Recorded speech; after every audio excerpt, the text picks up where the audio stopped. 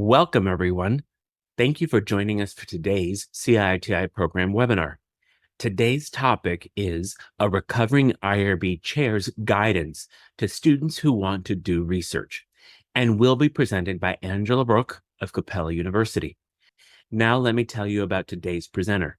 Angela is an associate professor and former IRB chair at Capella University. She holds a master's degree in industrial organizational psychology and a master's degree in educational leadership and policy studies, as well as a PhD in industrial organizational psychology.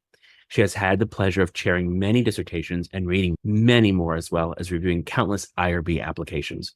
And now I pass the mic to you, Angela. Our learning objectives for today are as follows.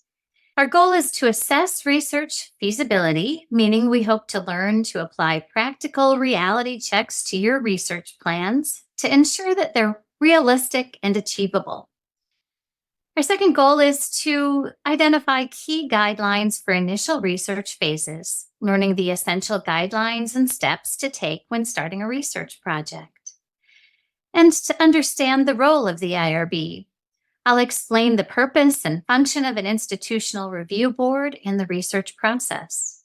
And finally, to navigate the IRB review process, to gain practical advice on how to effectively manage and navigate the IRB review process.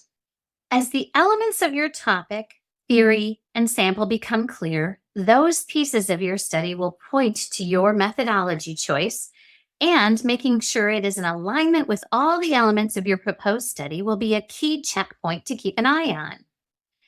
Ask yourself, is there a clear alignment with the methodology you would pursue for your study?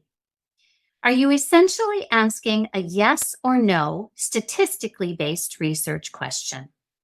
If so, is there an instrument out there that is valid and reliable that you can use to assess your variables? The initial phases of social science research are crucial for setting a solid foundation for the entire study. Here are some key guidelines to follow. Reflect on your own potential conflicts of interest. Do you stand to gain from a proprietary, personal, or financial means based on the value or outcome of your study?